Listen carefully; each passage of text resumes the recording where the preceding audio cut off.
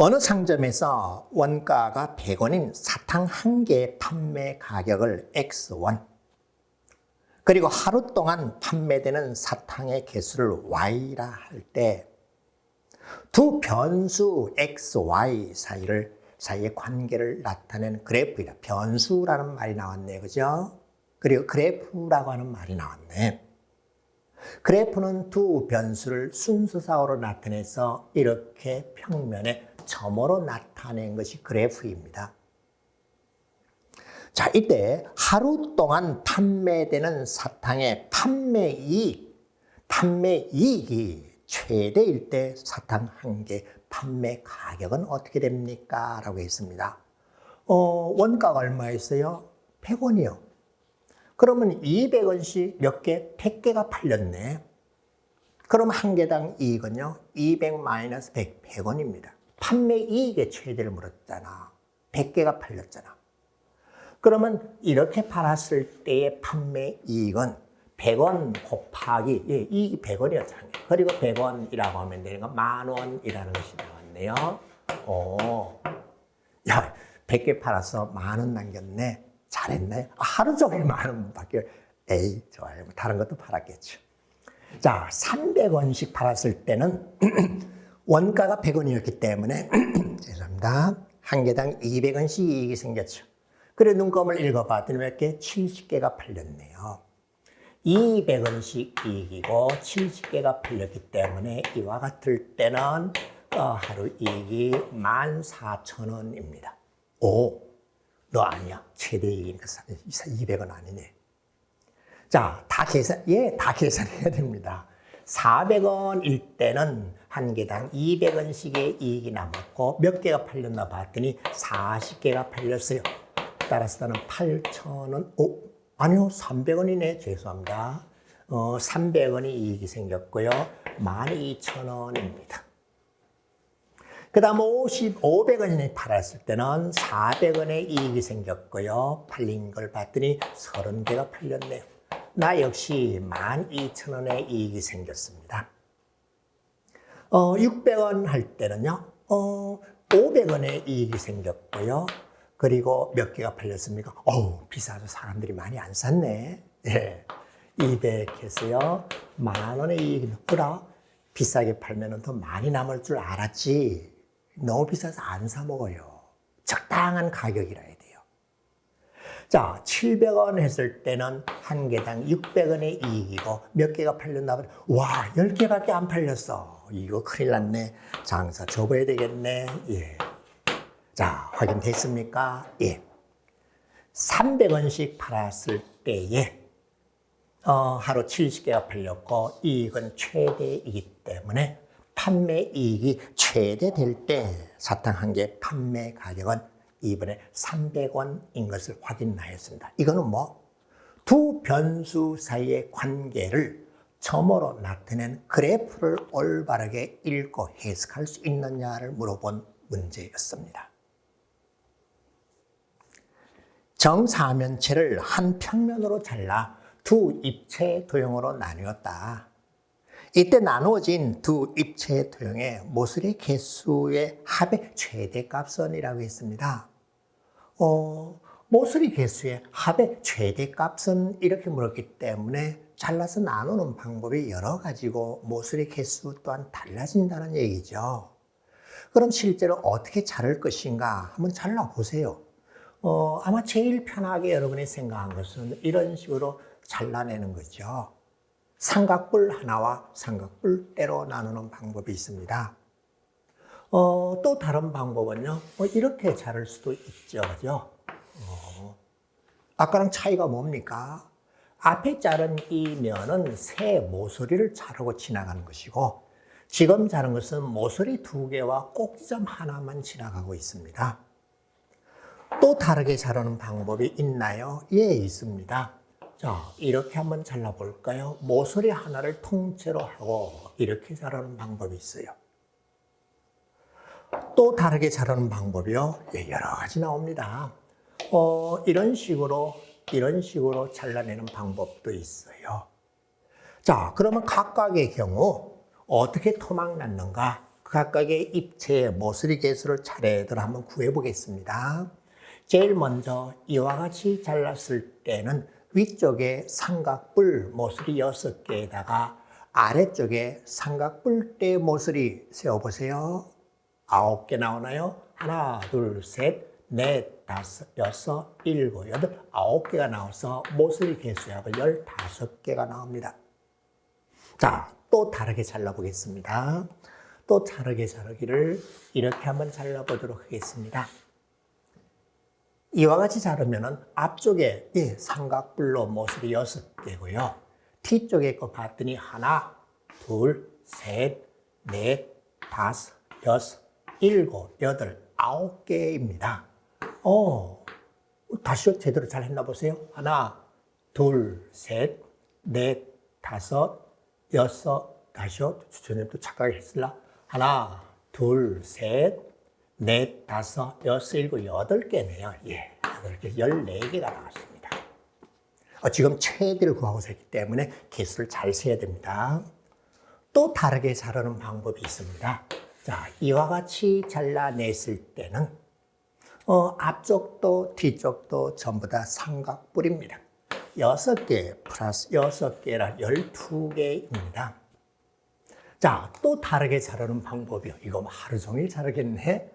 그래서는 이런 도형 문제를 익힐 때는 집안일을 많이 도와주면 돼요. 김장할 때 무 썰어 보세요.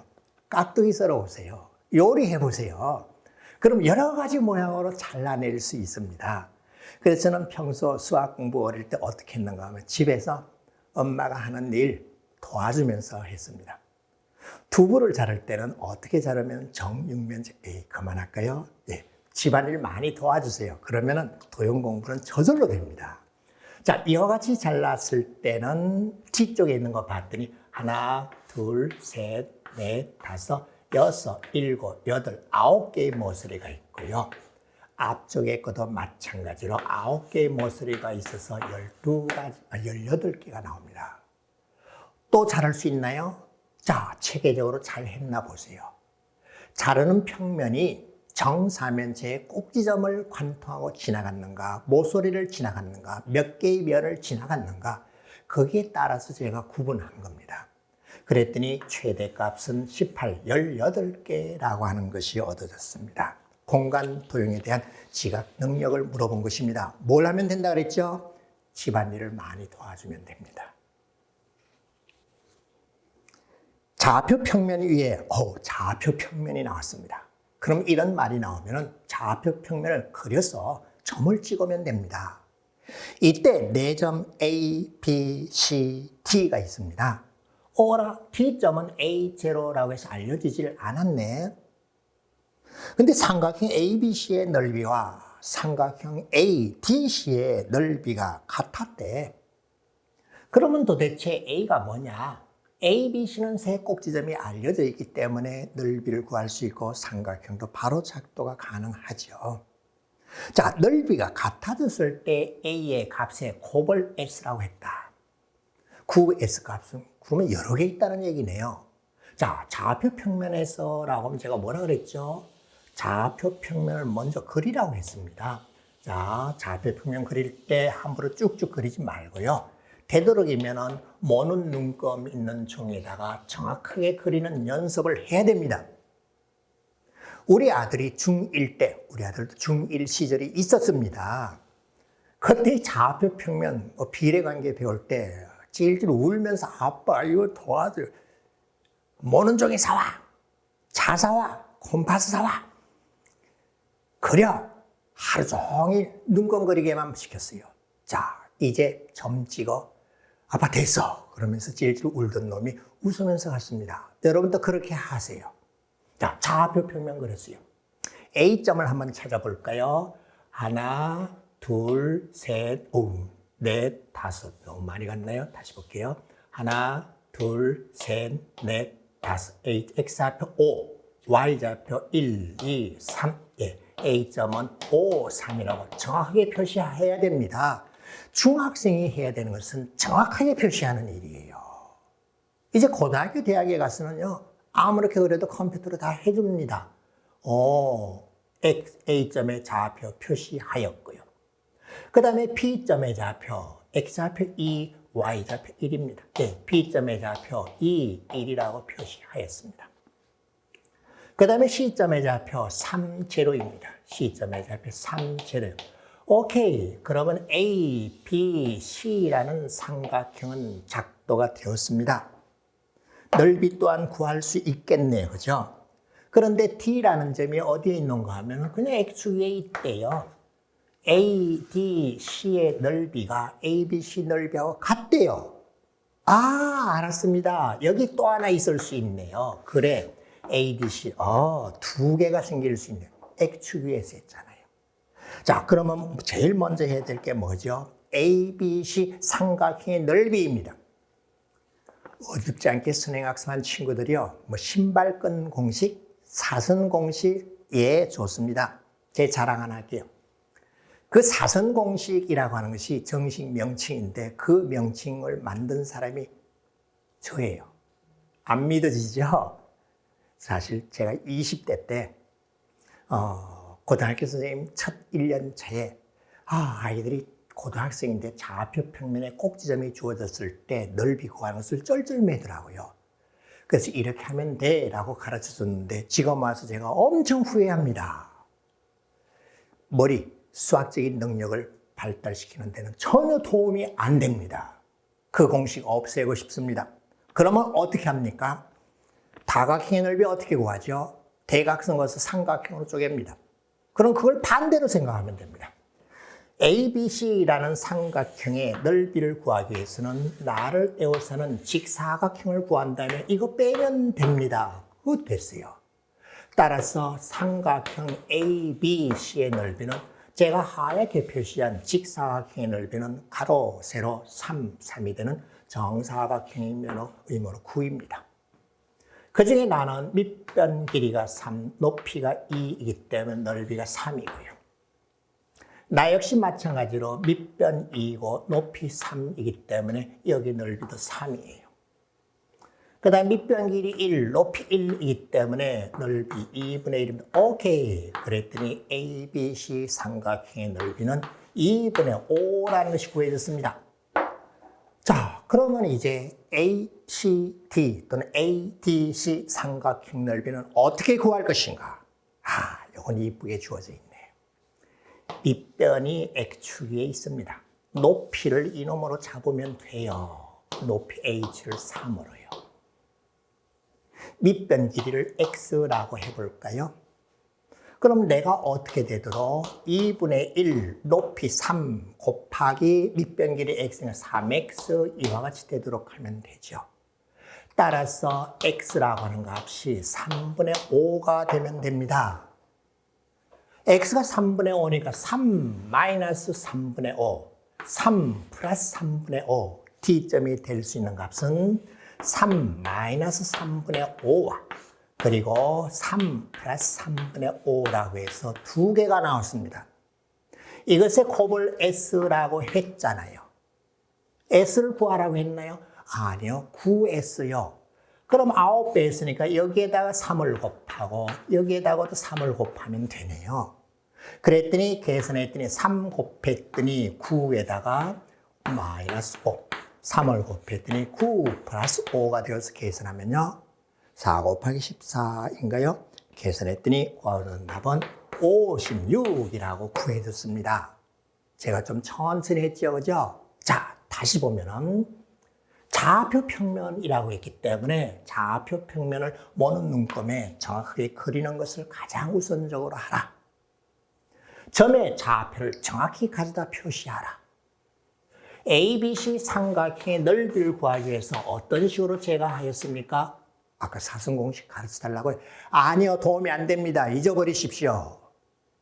ABC 삼각형을 포함하는 직사각형을 만들어서 세 휘팅에 있는 삼각형 넓이를 빼서 계산하면 됩니다. 그 다음에 ADC라는 삼각형 넓이를 구하기 위해서는 밑변 길이를 CD, 높이를 A점의 Y좌표로 하면 됩니다. 그랬더니 밑변 길이 x가 될 수 있는 값이 얼마가 나왔는가 하면 3분의 5요. 그래 9s를 구하라고 했더니 이와 같이 4 곱하기 14라고 해서 56이라고 하는 답이 얻어졌습니다. 그림의 사각형 ABCD에서 변 BC와 AD는 평행하다. 예, 핵심 내용이 평행하다입니다. 평행하다, 평행선에 대해서는 여러분이 생각나는 것이 딱 있죠. 평행선, A, 동의각, 또 A, 얻각. 평행선 하면 제일 먼저 생각할 것이 동의각 그리고 얻각. 물론 평행사변형도 중요하지만 평행선을 제일 먼저 배울 때 동의각, 얻각 이런 걸 먼저 배웁니다. 자, 그리고 BC의 뭐가 평행하다고요? AD와 BC는 평행하다고 하였습니다. 그 다음에 BC 길이는 AD 길이의 4배라고 하였어요. 오, 그래? 그리고 B에서 AC를 바라본 각의 크기는 60도라고 하였습니다. C에서 AB를 바라본 각의 크기는 40도라고 했어요. 삼각형 ABC의 두 내각을 얘기했네요. 그죠? 저는 보자마자 ABC, AC, B, ABC 길이네. 나 ABC라는 삼각형을 제일 먼저 생각했습니다. ABC 삼각형에서 두 밑각을 얘기를 했네. 그러면 삼각형의 세 내각의 합은 몇 도? 180도잖아요. 그러면 이 각의 크기는 80도라는 사실을 이미 알았죠. 항상 문제를 보면서 이렇게 문제를 분석을 해야 됩니다. 순식간에 이게 머릿속에 지나가야 돼요. 자, 그 다음은요. 내가 나하고 평행한데 여기 E하고 이런 점들은 어떻게 했는가 하면 4등분 했어요. 옳지. 길이 같은 애, 길이 같은 애, 길이 같은 애, 같은 애, 같은 애. 평행선, 마주보는 길이가 같아요. 평행사변형이잖아요. 또는 말은 뭐라고 해도 됩니다. 평행선이면 제가 뭐라고 그랬어요? 얻각, 예, 써드릴게요. 얻각.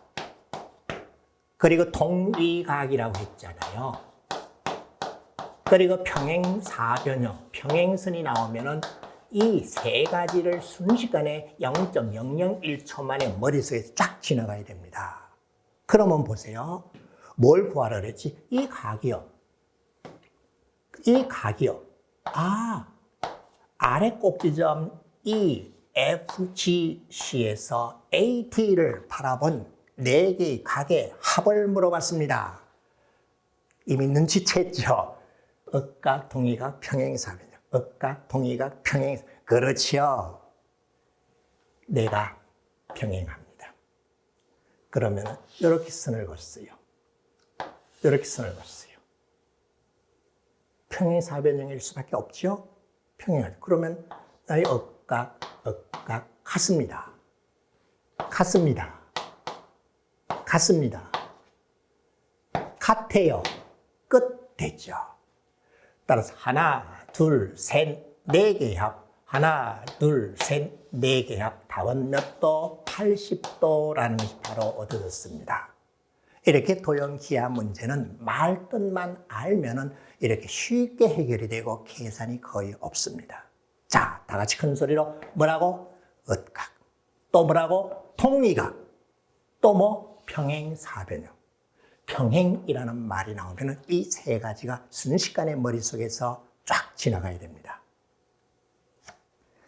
반비례 관계 y equal x분의 a. 이것의 그래프가 점 2분의 15를 지날 때 그래프 위에 점 중에서 x좌표, y좌표가 모두 정수인 점의 개수는 이라고 했습니다. 반비례 관계인 y equal x분의 a라고 하는 것은 무슨 뜻인가 하면은 x가 크면은 y는 작아지고 그 반대로. 그런데 저는 반비례 관계를 이렇게 나타내기를 원치 않습니다.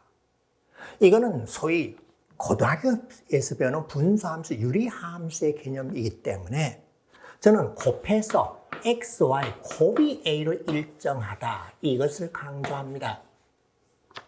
반비례 관계는 곱이 일정한 두 변수 사이의 관계를 말합니다. 반비례 관계가 뭐예요? 곱이 일정한 두 변수 사이의 관계예요. 자, 그럼 보세요. 나 이 점이 반비례 관계 그래프 위에 있기 때문에 x, y, 자, 곱해주면 15. 예, a 값은 15입니다. 그럼 이 위에 있는 점 x, y를 잡게 되면요. x, y, 곱이, 즉 이 넓이가 15로 일정한 것을 찾아내라는 거예요. 내가 x, y, 곱이에요. 그렇기 때문에 뭘 구하라고? 정수 x, y예요. 그럼 x와 y는 곱이 15이기 때문에 x와 y는 15의 약수입니다. 음수도 있기 때문에 마이너스도 생각해야 되죠. 그래서 음수를 생각하지 않고 4개라고만 답한 친구, 뭘 반성해야 되는지 알았죠? 정수라고 했기 때문에 정수는 0도 있고 음의 정수도 있고 양의 정수도 있습니다. 따라서 x가 될 수 있는가? 플러스 마이너스 1, 플러스 마이너스 3, 플러스 마이너스 5, 플러스 마이너스 15.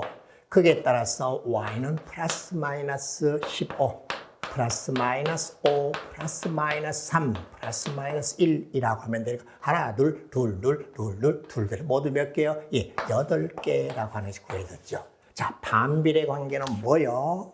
곱이 일정한 두 변수 사이의 관계를 반비례 관계라고 합니다.